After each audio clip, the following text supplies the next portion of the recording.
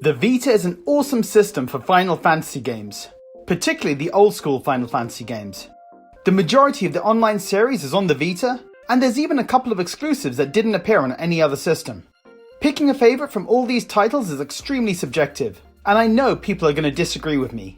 Some people may just turn off after they see what's last on my list. But this is just my opinion, and it would be great to hear yours. So, here's my ranking of the Final Fantasy games on the Vita.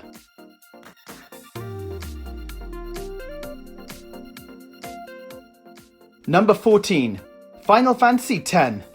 This may be a bit of a controversial place for Final Fantasy X, but I just can't stand this game, and that's really my fault. I played Final Fantasy X on the PS2 back when it first came out. I had this great idea to beat all the optional tough bosses and get all the legendary weapons. I don't think they're called legendary weapons, I just couldn't be bothered to look up the real name. I played for over 100 hours, way past the point of enjoyment. I decided at that point to finish the game. I had grinded so much experience by that point, and when I fought the final bosses, I was so overpowered that I destroyed them. I was so disappointed and fed up with the game by then, that I didn't even care about the ending. I could have finished the game after 50 or 60 hours, but I played on and ended up hating it. Up to around the 60-hour point, I was having a good time with it. I tried playing it again on my Vita, but I just couldn't. A lot of people love this game, but I'm just not a fan anymore. Number 13. Final Fantasy I. The game that started it all. The PSP version is a good remaster with good looking graphics and a remastered soundtrack. It all feels quite basic now when you go back and play it, but you can see some of the lingering ideas from Final Fantasy I that are still present in the series today. The story, while also pretty basic, has a couple of interesting turns too. It's definitely not the best game in the series, but I think it's worth playing just to see how it all started.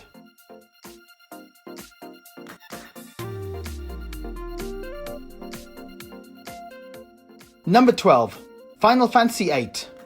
With the recent re-release, it seems like loads of people have been talking about how much they love this game. I wasn't a big fan personally. The lead character, Squall, was a bit too grumpy. The story was solid, and I was interested to see how it ended. At some point in the game you play as another character, who I preferred much more than Squall, and it made him look even less likable. The CGI graphics for the summons was mind-blowing when I first saw them on the PS1. But they got old after being forced to watch them again and again as they were unskippable. Hopefully that was fixed for the remaster.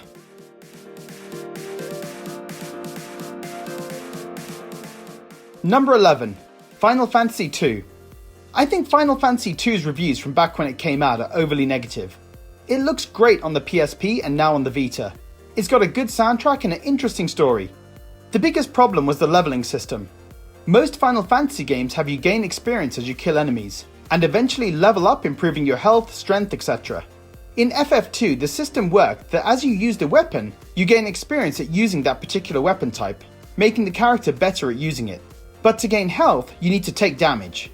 The system is not well explained, and when I played it years ago, I had one party member using magic at the back of my formation that never got attacked, and so never increased in health, which meant she was way underpowered and got killed in boss fights after one hit, which forced me to go back and grind and take purposeful damage. It's a pity because this element of the game has such a big impact on how you play that it spoiled what was otherwise a really good game. I've been playing it again recently just to check it out, and knowing how the system works before you start the game means that you can play accordingly, which makes the game much better. Number 10. Final Fantasy X2. So when Final Fantasy X2 came out, I was recovering from a pretty bad illness. I was housebound and didn't know much about the game. I heard it was released, so I asked my dad to go buy it for me. The first few hours I was not sold on the game. I remember my brother walked into the room at one point, when Yuna and the team were dancing, and gave me a strange look and asked me what I was playing. It took a bit of time before the game really clicked with me, but when it did, I had a really good time with it. It's silly, funny, and camp, and when you're in the right mindset, it's a fun game with a good battle system.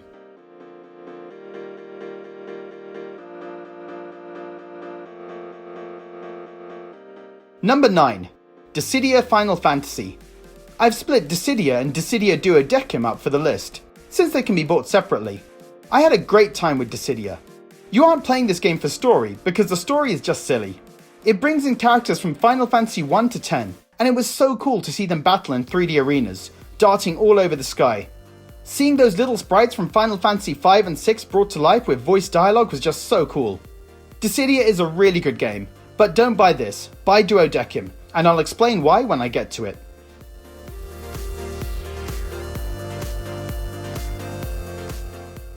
Number 8. Final Fantasy III. I had a really good time with Final Fantasy III. It's not considered by many to be a great game in the series, but I really enjoyed it. I was tempted to put it higher on the list, but it's just so much more simplistic than the other Final Fantasies that I felt I was being too generous. The story is straightforward and there isn't a huge amount of character development, especially compared to the other games, but I enjoyed it for its charm and simplicity. The job system was also really well done, which allowed you to choose the role for your party members, so you can make them a mage, knight, archer, etc.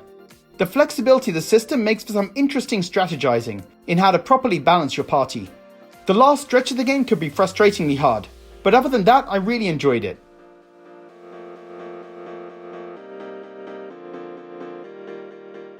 Number 7. Final Fantasy V. Final Fantasy V was an evolution of the systems implemented in Final Fantasy III. You have the job system that I liked so much in 3, but 5 also has a great story with really interesting and developed characters.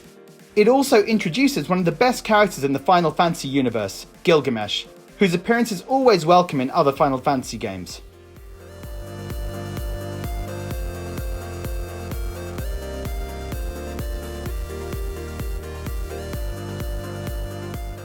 Number 6. Final Fantasy VII. Final Fantasy VII is likely to rank much higher on other people's lists. It didn't have as big an impact on me, I think partly because I knew the big spoiler of a main character's death before starting to play it. I also generally prefer the more fantasy Final Fantasy games, with wizards, dragons and trolls, rather than the steampunk or futuristic versions. Having said that, it's a great game with an excellent story and really memorable characters.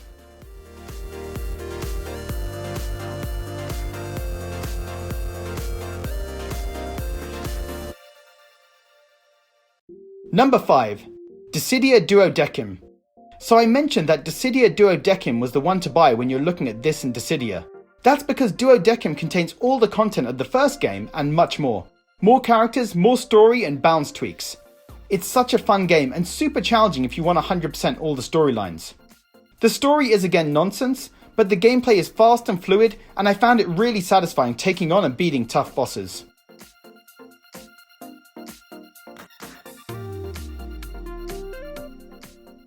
Number 4. World of Final Fantasy.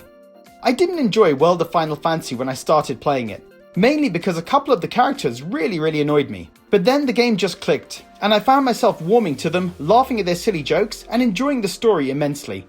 World of Final Fantasy is set in a new universe, but brings in some of the characters from the classic Final Fantasy games. It's also got great music, and remixes of some of the classic Final Fantasy tracks.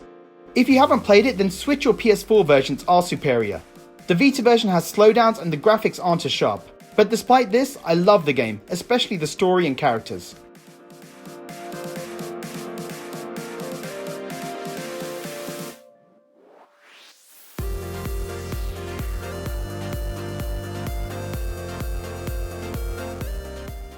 Number 3. Final Fantasy IX. These top 3 were hard to pick in terms of order. I went back and forth a few times, but this was the order I settled on. For Final Fantasy IX, seeing those CGI cutscenes on the PS1 just amazed me. Even now they look great, and at the time I thought the game graphics couldn't get better than this. I was wrong of course, but it just added to the experience of this game, which is full of likable characters, especially the main hero Zidane and the Black Mage Vivi, who is still one of the most memorable characters in the Final Fantasy universe. The journey of this team and learning more about their backstories was impactful. I enjoyed so much following them and being part of this world.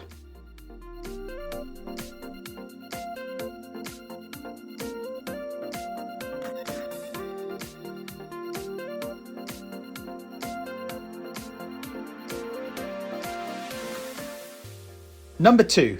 Final Fantasy VI. 6 is an excellent game, with probably the best villain of all the Final Fantasy games in the crazy clown Kefka. But it's not just Kefka that left an impression. There are so many great characters and memorable moments, which I won't go into so I don't ruin them.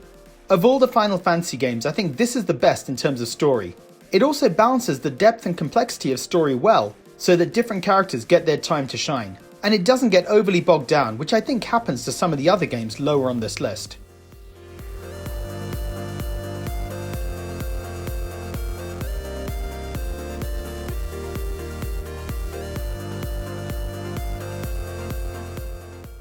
Number 1. Final Fantasy IV. Final Fantasy IV is just a brilliant game. The characters, story, gameplay and setting just worked so well. The protagonist Cecil's journey is so interesting, going from an obedient knight following his king's orders, even when he knows it's wrong to do so, to the warrior of light that needs to stop the death of everyone on the planet. Like Final Fantasy VI, the cast of characters were interesting, and I was hooked on the story's twists and turns. The PSP version of Final Fantasy IV also includes the follow-up game called The After Years. I didn't enjoy this as much and didn't finish it, but it's no bad thing to have it included in the package, and to see what happens to all the characters after the end of the game. I'm also a big fan of the fantasy setting, and the music is some of the best of the series. You'll notice that Final Fantasy Tactics War of the Lions is not on the list. I've tried to play it on 3 separate occasions, and I'm just not a fan. All 3 times I just stopped. Since I haven't played it that much, I decided it wouldn't be right to rank it. I know a lot of people love it though, so maybe it's just me.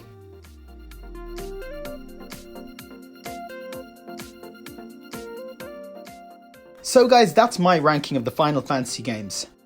How would you rank the Final Fantasy games on the Vita? Leave a comment below, and as always, thanks for watching.